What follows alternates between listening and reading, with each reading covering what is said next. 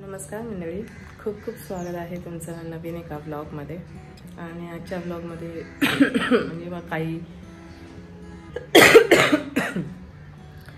गेले काही दिवस तब्येत खूपच डाऊन होती. ताप वगैरे एक दिवस होता, पण सर्दी खोकला हा कंटिन्यूअस चालू होता. आता जाऊन कुठे माझा घसा बरा झाला आहे, गळा कफ आहे अजून, पण तरी मध्ये मध्ये थोडंसं, अदरवाईज ऑल ओके. आणि म्हणून आवाज चांगला येतोय, तर मी म्हटलं थोडंसं दिवस दाखवावा आपला. आणि आता नाश्ता वगैरे झाला आहे. आज चपाती भाजीच केली आणि मी रताळी आणली होती. ॲक्च्युली बरेच दिवस झाले, ती आतमध्ये फ्रीजमध्ये होती, ती आज मला दिसली, सो मी ती काढली आहेत आणि उकळून ठेवली आहेत. ती पण खाईन म्हणते.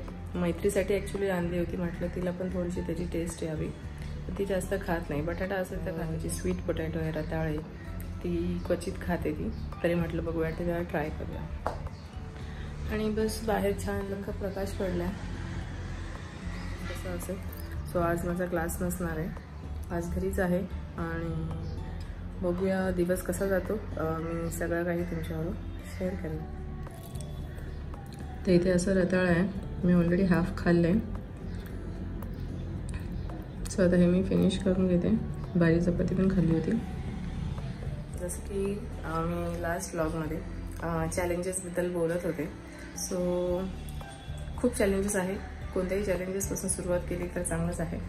पण मला असं वाटतं, जो विचार केला आहे, वाटतं की मी कंटिन्युअस ब्लॉग म्हणजे जे काही मला शूट करता येईल, भले तो कुठं डेली ब्लॉग असू दे, कुठली लाईफ अपडेट असू दे, कुठलीही न्यूज तुमच्यावर शेअर करायची असू दे, लॉ ऑफ अट्रॅक्शन बद्दलचा देखील जर तुमच्याबरोबर मला इन्सिडेंट जो माझा अनुभव आहे तो शेअर करायचा असेल तर तो देखील मी पटकन शेअर करेन.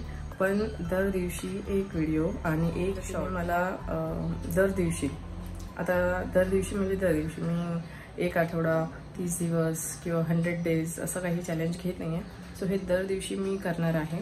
आणि येस, यासाठी सो मी विचार करते हे पहिलं 30 डेज चॅलेंज मी घेऊन बघते आणि मग पुढे कंटिन्यूच करेन. हे ब्रेक नाही करायचं आहे, पण पहिले 30 डेज. सो या ब्लॉगपासून पुढे कंटिन्यू 30 डेज माझे व्हिडिओज येत राहतील. सो हे मी स्वतःला चॅलेंज घेतलं आहे आणि यासाठी म्हणजे मला खरंच कन्सिस्टंट राहायचं आहे. आणि त्यासाठी ही खूपच चांगली सुरुवात आहे जर मी स्वतःला असं चॅलेंज केलं तर. आणि येस, बघूया. मी डेली स्वतःसाठी ॲटलिस्ट व्हिडिओ एडिटिंगसाठी वेळ काढेन. आणि व्हिडिओ एडिटिंग करण्यासाठी व्हिडिओ जो चांगल्या प्रकारे शूट करून त्यामध्ये सगळं बोललेलं गेलं असावं, सगळी माहिती असावी जे काही मी सांगते. अशा प्रकारे प्रॉपर देखील व्हिडिओ असावा. थोडंसं ब्लर होतो कधी कधी कॅमेरा, त्या गोष्टी थोड्याशा होतील किंवा त्या मी इम्प्रूव्ह करेनच. पण व्हिडिओज दर दिवशी पुढच्या 30 दिवसांसाठी येतील आणि त्यानंतर देखील ते कंटिन्यू राहतील, असं माझा स्वतःलाच चॅलेंज आहे. पण ॲटलिस्ट फर्स्ट 30 डेज आत्तापासून, या व्हिडिओपासून पुढे मी स्वतःला चॅलेंज करते की मी कंटिन्यूअस व्हिडिओ टाकेन. सो हे चॅलेंज तुम्हाला कसं वाटलं ते नक्की सांगा.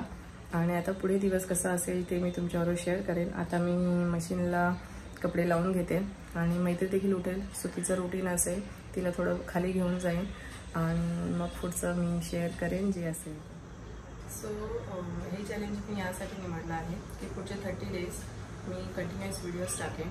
कारण काही ना काही इंटरप्शन येत राहतं. कधी माझ्याकडे ट्रायपॉड नसतो, जर किचनमध्ये असेल तर एका हाताने मला शूट करता येत नाही, असं काहीतरी अडचण येते. किंवा मुलं असतात किंवा मला नीट प्रॉपरली व्हॉइस देता येत नाही आहे, हळू बोलता येते, म्हणजे हळू आवाज येतो आहे.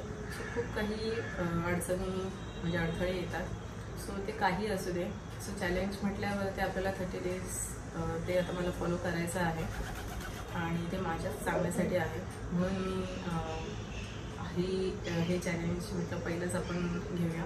म्हणजे काय ना, त्याबरोबर पुढच्या गोष्टी सगळ्या सुरळीत होतीलच. सो माझे व्हिडिओ जर कंटिन्यूअस आले म्हणजे चॅनल देखील पुढे चांगला ग्रो होणार आहे. आणि त्या पद्धतीने मग पुढे मी एक चॅलेंजेस घेत जाईन. आणि सेकंड चॅलेंज आहे ते मी दर व्हिडिओमध्ये माझे जे नेक्स्ट चॅलेंजेस आहेत ते मी तुमच्याबरोबर कंटिन्युअस सांगत जाईनच. आणि 30 डेज हे सांगत बसायला नको, 30 डेज तुमच्याबरोबर व्हिडिओज शेअर होतीलच. आणि एक चॅलेंज जे असेल ते मी दर दिवसाचं छोटं का असेल ना ते तुमच्यावर शेअर करेन आणि ते पूर्ण कसं झालं त्याचे काय बेनिफिट्स मला म्हणजे मिळाले आणि ते तुम्ही देखील करून बघू शकता आणि तुम्ही देखील काही चॅलेंजेस सुचवू शकता. एक आपण म्हणजे ना एक फन म्हणून घेऊया, कारण एकदम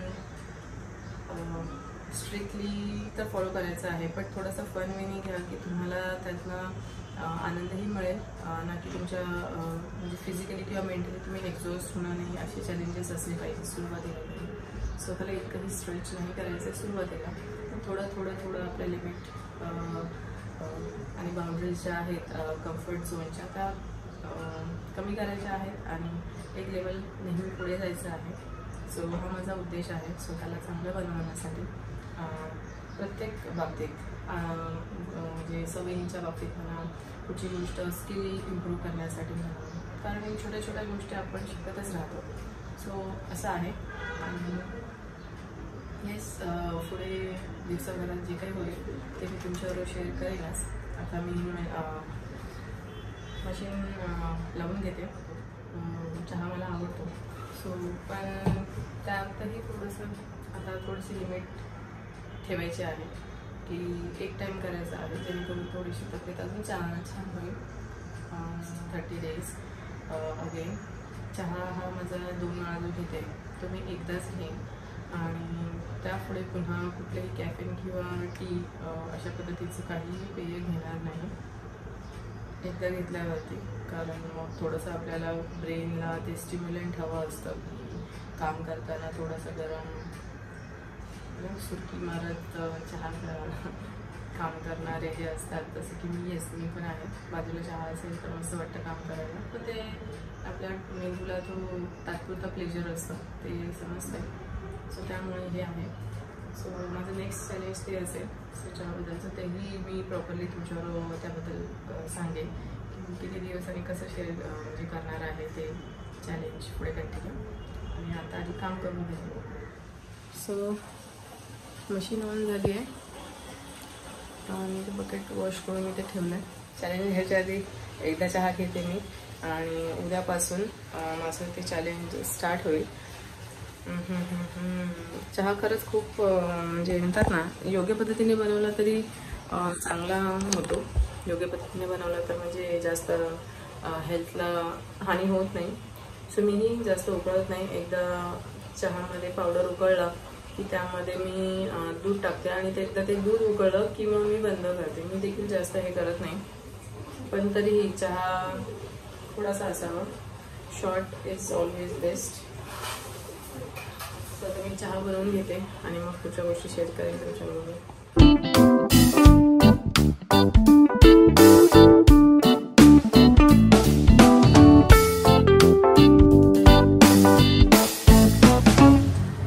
आता जस्ट मी संध्याकाळी बऱ्याच म्हणजे पूर्ण दिवसानंतर आता बाहेर आले. थोडं बरं वाटतंय. वारा जास्त नाही आहे, थंडगार आहे, छान शांत मस्त वाटतं. मी थोडं बाहेर देखील चालून येते आणि भेटू आपण.